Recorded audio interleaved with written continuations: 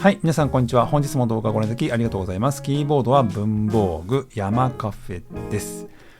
本日は皆さんのベストキーボードということで、Twitter、現行 X で皆さんのキーボードということで募集しましたら、たくさんね、写真をアップしていただけましたので、皆さんと一緒に見ていきたいと思います。なおですね、今回は写真をアップしていただいた方のみ、ちょっと今回ね、動画にしようと思ってますんで、その点ご了承ください。いやー、実はね、思った以上に結構オリジナル色強いのが上がってくれてって変ですね。めちゃくちゃ楽しんで見させていただきました。それでは行ってみましょう。まずはですね、比較的入手しやすいキーボードたちから行ってみましょう。最初、ワチャさんですね。こちらはこれ Yunzi って呼んでるのかな Yunzi KC84 Pro ですね。仕事で昨年から使用していて、もう右腕のような存在です。いろんなキーボードを所持していますが、職場用のこれだけは変える気が起きないほど好きです。いろんな人のキーボードを見るのが好きなので、動画になったらぜひ見たいですということで、ありがとうございます。Yunzi は結構人気ありますよね。このキーボードですね、調べたら筐体が半透明になってるんですよね。そして安定の 75% コンパクトはもうめちゃくちゃ使いやすいと思います。それからキーキャップの刻印もね、可愛い感じですよね。で、Amazon でチェックしたら値段がね、結構つり上がっていてびっくりしました。続きまして、上川さんですかね。HHKB ハイブリッドタイプ S 雪です。ということで、やっぱり雪はね、可愛いですよね。こちらは英語配列ということで、トラックボールとのセットもね、僕と同じで、やっぱりこのコンビは最強アイテムの一つなんじゃないかなというふうに思いますね。続きまして、トムさんですかね。MX キーズミニ 4Mac です。US 配列なのがポイント。実用的かつ使い心地も良い優等生です。あまりに気に入ったので、職場の Windows 用に通常版も買い足しました。いや、これね、わかりますね。やっぱり MX キーズミニはコンパクトなのに打鍵感も良くて、僕も大好きなキーボードの一つですね。で、実はですね、僕も職場用の Windows PC 用のキーボードは MX キーズミニの通常版を使っております。丸尾さんですね。家ではニューフィーハロー75にメルギーコのカエルボックスプラスチックをつけて使っています。外ではロフリーフローのゴーストを使っていますということで、いやー、これはもしかしたら最強の 75% レイヤードブラザーズなんじゃないですかね。両方と真っ白で、いや、いい感じですよね。今年はね、ロフリーフロー大人気でしたからね。いや、このコンビいいですね。そして次はですね、アメリカのノートさんかな。はい。X75 を塗装し、キーキャップはアッコのウォームグレーのもので、スイッチはゲートロンミニ i です。ということで、はい。ということで、こちらも安定の 75% レイアウトということですね。で、本体下部にちらりと見えるオレンジ色がなんともですね、言えずおしゃれですね。はい。続きまして、バーさんですね。マンバスネーク M71 っていうのかな。フルアルミ筐体でガスケット構造、ホットスワップ等もあり、1万円以下で買えた驚異的なコスパ製品です。打鍵感打鍵を非常に良好だと思います。写真はキーキャップを変えてありますということで、これ1万円以下で買えたら最高じゃないですか。今ちょっと Amazon で見たら1万円は超えてるけど、そうなんだ。いや、安定の 65% コンパクトで、この本体の色と、キーキャップ変えてありますということですけども、このキーキャップの配色は何とも言えずおしゃれなんじゃないですかね。いや、これいいな。続きましてですね、みんな大好きキークロンコーナーという感じでございます。コトロさんかな。キークロン K2 ノンバックライトワイヤレスメカニカルキーボードホットスワップ対応を静音赤軸に付け替えて使ってます。キーキャップは Amazon で買った適当なやつですということですね。で、こちらね、キーキャップが変わると印象が変わるっていう分かりやすい例ですよね。いや、これパッと見ですね、キークロン K2 ですかという感じになるかと思います。で、キーキャップの刻印もね、適当に買ったやつとおっしゃっておりますが、なかなかね、フォントも可愛くていい感じだと思います。オドリーマンさんですね。はい。キーボードはキークロン K6 Pro で、キーキャップがドロッププラスミトのキーステリンかなごめんなさい、読めないです。で、スイッチがデュロックポムリニアピアノってやつですかね。仕事用に使用しました。今年からドロップのキーキャップを使い始めましたが、真っ黒ではなくてスモークな感じが使っていて最高です。プレートは PC プレート、底面に HHKB 用の吸音マットをカットして貼り付けていますということで、いやこれまたですね、個人的にはキーキャップが変わると印象が変わるいい例ですね。かっこいいですね。このトランスルーセントのキーキャップが何とも言えずかっこよいですね。続いて U さんですね。ペンタブから手を離したくなくて左手点キーのキークロン Q12 を購入しました。その前は同じ 96% の K4 を愛用していましたが Q12 に乗り換えてその重量感打鍵感に惚れ惚れしました。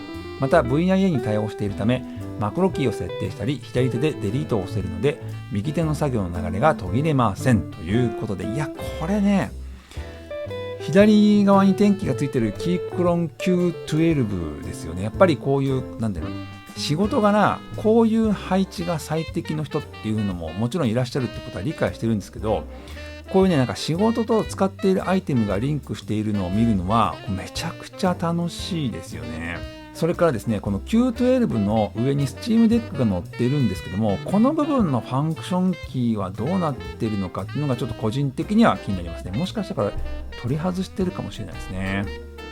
はい、ということでキークロンシリーズも結構オリジナルそのままというよりも皆さんカスタマイズして使っているという感じですね。はい、でこっからですね、自作キーボードやカスタムキーボード関係ちょっと行ってみましょう。ジフさん 9K60R2 です。 HHKB 配列にスプリットスペースバーで使い勝手丸、透明なトップケースに PBT ファンズのキーキャップで見た目も大優勝してしまいましたということで、いやこれ HHKB 配列にスプリットスペースバーでこれめちゃくちゃ使い勝手上がるんじゃないでしょうか。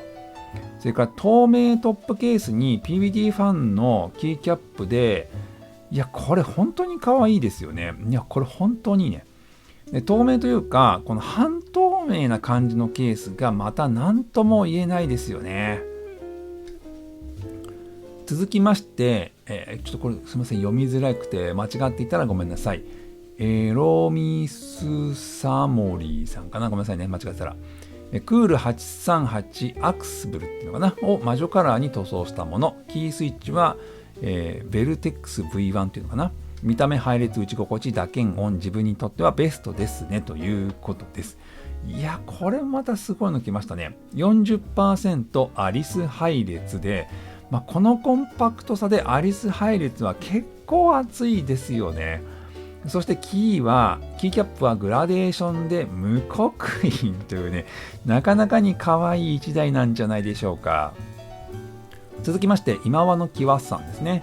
キーボードにメレトリックスズーム 65EE、 スイッチにニューフィーナイトブリーズ、キーキャップは磁気温泉街販売所のアシッドキャップス精白磁プラスニューフィーゴーストバーということで、配列の自由度が高い PCB と反響の少ない静音機構が魅力です。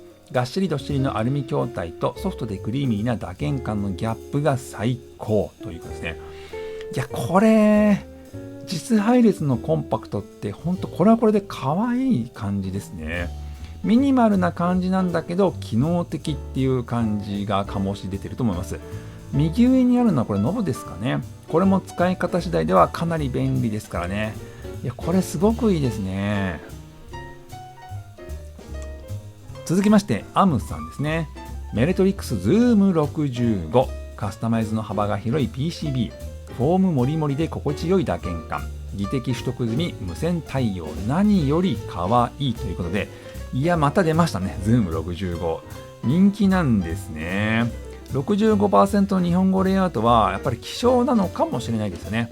この紫の感じがとても可愛いと思います。そして、これちょっとまた読み方間違っていたらごめんなさい。テックメッシュさんかな。キーボードは OLSK60R2 Pro と WXD60 ケースに KTM オレンジということで、格子配列の中央にポインティングスティックを配置したキーボードです。 60% サイズでキーサイズも通常の暗視配列と同じなので、いろいろなケースやキーキャップが装着可能ですというですね。いや、これめちゃくちゃ可愛いっすね。この格子配列ってなかなか慣れないんですけど、僕個人的にはこの本体とキーキャップの配色はいやめちゃくちゃ可愛いっすね。そして真ん中にあるポインティングスティックがね、またこの可愛さを引き立ててるっていうんじゃないでしょうかね。いや、これいいな、これいいっすね。続きまして健太郎北川さんですね。こちらはポセイドン40、トライデント40って呼んだらいいのかな。40% レイアウトで HHKB 配列のガスケットマウントキーボードです。 PCB をトライデント40に変えて USB-C 端子バイラルに対応させて使いやすくしていますということで、いや、こういうの見るとね、自作作りたくなりますよね。とっても可愛いと思います。 40%HHKB 配列ってかなりマニアックだと思うんですけども、 HHKB 配列に慣れてる人からするとこれ使いやすいかもしれないですね。でまたこれ2台並べてキーキャップのこの白黒チェンジしてるあたりがとってもおしゃれじゃないでしょうか。続きましてハーフさんっていうのかな。 D45V2 良かったです。静音タクタイルスイッチと GMK アポロライクなキーキャップ組み合わせて組みました。珍しい 50% キーボードですが、よく使うキーが両端に置けて便利でしたということですね。50% レイアウトということで、これ左右にキーがあるのがこれまた便利そうですよね。実は横に長いキーボードってコンパクトさでいうとちょっとそれ違うんじゃないって思うんですけど、でもこの可愛さという点でいくとめちゃくちゃ引き立つんじゃないかと個人的には思っております。次が最後になります。クラムネさん、キネシスアドバンテージ2日本語配列モデル KB600-JP チャジックロジクール G913TKLCK からの乗り換えです。センターにトラックパッドを貼り付けてます。ホームポジションから手を動かしたくない SIR ですということです。いや、出ましたね。出たキネシスという感じじゃないでしょうか。一度だけね触ったことがあるんですけども、その独特の形状には慣れが必要ですが、慣れたら最強の相棒になりそうですよね。まだね、このデスクの上に乗っかってるガジェットたちもいい感じですよね。はい、ということでみんなのベストキーボードということでございました。人がね使っているキーボードを見るの楽しいですよね。しかもカスタマイズしてたりすると、なんでこういうカスタマイズしたのかなっていうところも気になったりしますね。で実はこういうのね、オフラインだとキープとか10キーっていうね集まりがありますので、これを見てね興味持った人はそういった集まりに参加してみるのもいいんじゃないでしょうか。ということで皆さんの感想コメントをいただけると嬉しいです。スーパーサンクスもよろしくお願いします。チャンネル登録まだの人はチャンネル登録をして次の動画をお待ちください。それでは次の動画でお会いしましょう。さよなら。